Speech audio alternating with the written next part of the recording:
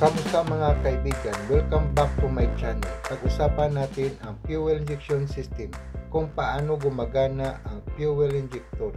Alamin natin ang mga pangunahing bahagi ng fuel injection system, electrical circuit diagram, engine control module, fuel injector, camshaft and camshaft position sensor.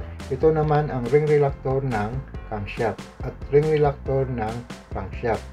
Ang ring reluctor ay isang metal gear na kakabit sa camshaft at crankshaft habang umiikot sa makina. Umiikot din ang ring reluctor, may mga ngipin ito at dumadaan sa harap ng sensor.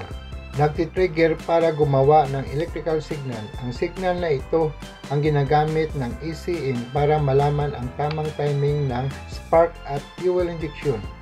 Sa diagram na ito, maglagay tayo ng lines o connection sa positive terminal ng solenoid coil ng fuel injector 1, 2, 3, and 4. Ang mga lines na ito ay magsisilbing power supply ng solenoid coil ng bawat fuel injector na nagmula sa relay.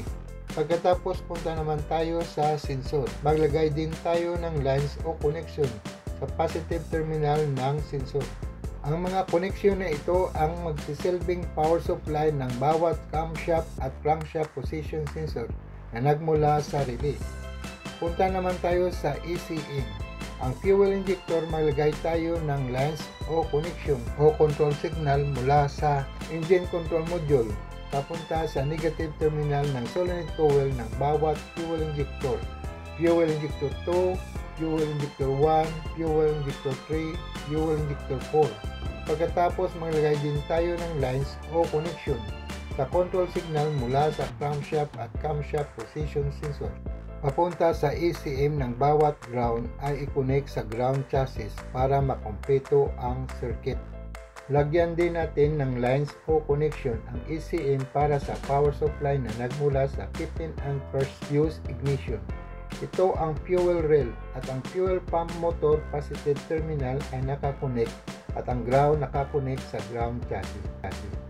Fuel rail dito nakakonect sa fuel pump at ang fuel pump nakakabit sa fuel tank na kumukuha ng fuel papunta sa fuel injector. Sa content na ito na ginawa ko para sa informative purpose lamang. Ang aking paliwanag ay batay sa pananaliksik sa automotive system.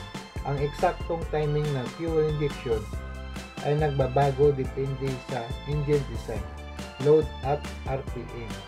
Ang ECU ay maaring mag-adjust ng injection timing para mas magandang fuel efficiency at performance.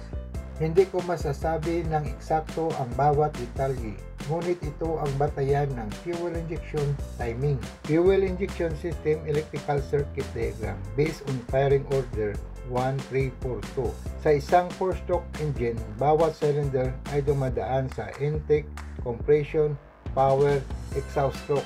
Ang engine control module ang kumokontrol sa timing ng fuel injection gamit ang signal mula sa camshaft at crankshaft position sensor. Ang fuel injection ay nagaganap tuwing intake stroke ng bawat cylinder.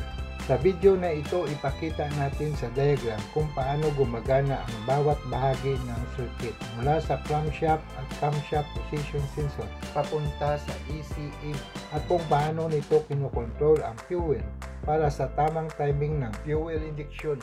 On natin ang ignition switch para mag-start ang engine. Sa simula ng 4-stroke cycle, ang piston ng cylinder 1 ay nasa top dead center.